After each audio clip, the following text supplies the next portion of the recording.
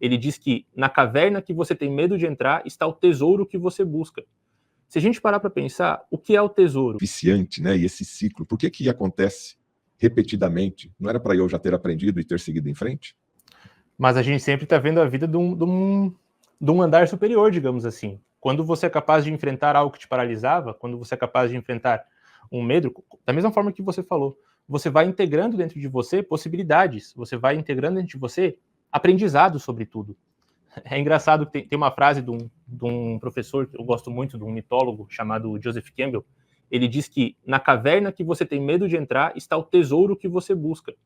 Se a gente parar para pensar, o que é o tesouro? O tesouro é o aprendizado que você obtém depois que você enfrenta determinado problema. Não precisamos chamar de medo aqui. O medo é um problema a ser enfrentado. Quando você é capaz de enfrentar e resolver um problema, você colhe o aprendizado que aquilo te traz. Quando um problema parecido, ou até mesmo o mesmo problema, surgir na sua vida, você já terá as armas necessárias, ou o tesouro necessário, ou o aprendizado necessário para solucionar esse medo, esse problema, enfim. Algumas pessoas acabam entrando em ciclos de repetição porque elas não enfrentam o medo. Porque elas não enfrentam, elas não colhem o aprendizado, elas paralisam mediante o medo e não agem. Elas enxergam só a paralisia, só o muro na frente delas, e não a possibilidade de transpor esse muro, de passar por cima para ver o que há do outro lado. Se assustam com a caverna e esquecem de que há a possibilidade de entrar dentro delas. Por que eu estou citando caverna, tesouro, etc.?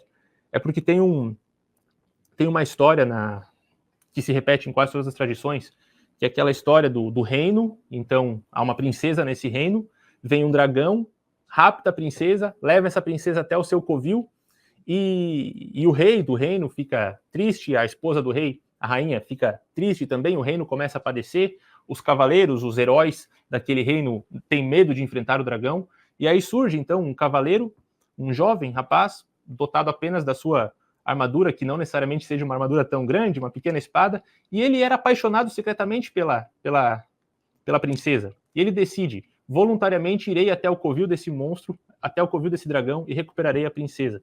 E ele pega o seu pequeno pangaré, vai até a caverna, enfrenta esse dragão, recupera a princesa e percebe que dentro da caverna há um tesouro. Volta para o reino, compra os dotes da princesa, casa-se com ela e agora é capaz de governar também o reino. O que essa história simboliza? Vamos lá. O dragão chega até o reino e rouba a princesa. Por que a princesa? Bom, um problema, vamos chamar aqui o dragão de problema, vai surgir no teu reino. O que é o teu reino? É o mundo que você conhece. É o teu mundo comum, é aquilo que te é natural nesse momento, é aquilo tudo que você tem controle. Vai surgir um problema. Esse problema rapta a vida em potencial que você pensava que poderia ser. Por que a princesa, vida em potencial? Bom, porque a mulher gesta a vida. A mulher é o símbolo do que é a vida em potencial. Então você tem uma vida em potencial, você pensa em como a vida poderia ser. Porém, algo acontece que te paralisa, que talvez te impeça de agir. E aí, então, essa vida em potencial é roubada de você. Agora caberá a ti ir atrás dessa vida em potencial. Mas, para isso, é necessário que você enfrente o dragão do medo.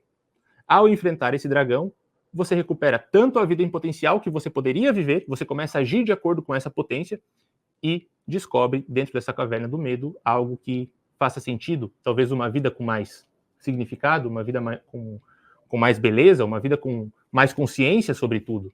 E aí, então, quando outros dragões surgirem, você será capaz de enfrentá-los também, porque você desenvolveu a consciência. Porque, assim, até a gente se tornar consciente, esse inconsciente vai acabar dominando a nossa vida e a gente vai achar que esse é o nosso destino, né? Isso Jung falava. Até você se tornar consciente, o inconsciente vai dominar a sua vida e você vai chamar isso de destino. A maioria das pessoas acaba vivendo... Jung dizia o quê? Até você, repete essa frase. Até você se tornar consciente, o inconsciente vai dominar a sua vida e você vai chamar isso de destino. A maioria das pessoas vive presas nessa inconsciência, achando que o que acontece com elas aconteceu porque tinha que acontecer e... Deus quis assim. Deus quis assim. Acaba entrando mais num papel de vítima, ou nem vítima, sobretudo coadjuvante da própria história. Sendo incapaz de agir de acordo com a sua vontade para contar a sua história. Porque o que é a vida? A vida humana é uma história sendo contada por você. Você conta a sua história. Coisas acontecerão nessa história, mas cabe a ti decidir como agir.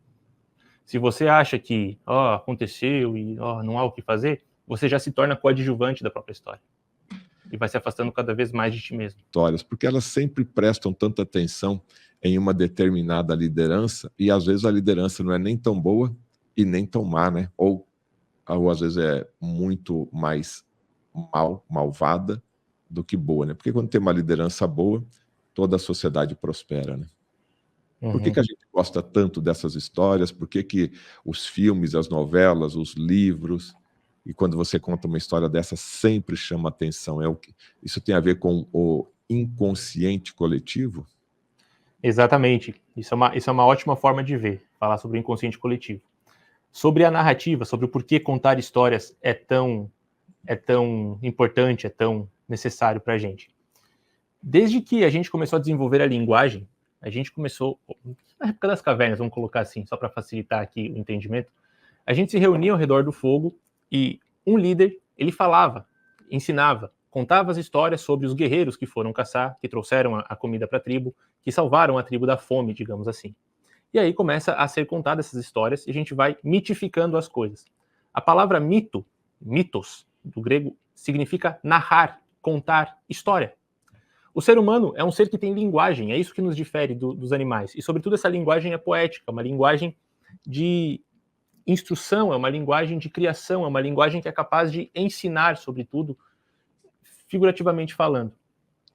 Então, todas as tribos elas se desenvolviam ao redor disso, do sair para caçar, voltar com a caça, contar como foi a caça. E aí, então, vai se criando histórias, criando narrativa. O Joseph Campbell, que é esse mitólogo que eu citei anteriormente, ele estuda todos os mitos de diversas regiões do planeta e ele percebe que existe um padrão sobre como o herói age. Esse padrão é o que ele chama de monomito. É como se todas as histórias contassem a mesma história, só que com personagens diferentes, com máscaras diferentes. O enredo é o mesmo, mas a busca central também é a mesma. O que mudaria seria apenas os personagens incluídos nessa história. Isso provém da psicologia analítica. O porquê da psicologia analítica? Se a gente parar para pensar, Fernando, todos nós temos uma forma muito parecida de perceber o que é a realidade. Todos nós temos um ego, um eu, nós temos essa identidade de eu, e nós também sabemos quem nós podemos vir a ser, que seria o nosso eu em potencial, seria o self. Porém, todos nós temos medos, temos coisas que a gente reprime, que seria uma categorização do que seria a sombra. A maioria das pessoas acaba vivendo a vida inteira presas nesse medo da sombra, sem olhar para esse eu em potencial. Aí o seu ego acaba sendo corrompido pela sombra, elas não conseguem agir no mundo de acordo com a sua história.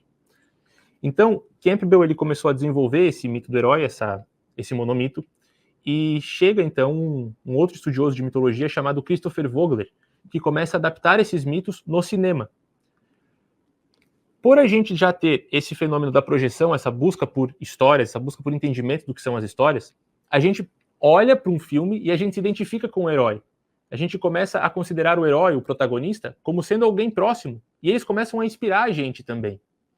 Então a gente acaba pautando, a gente acaba tendo no cinema, nas histórias, nos filmes, etc., formas de aprendizado também.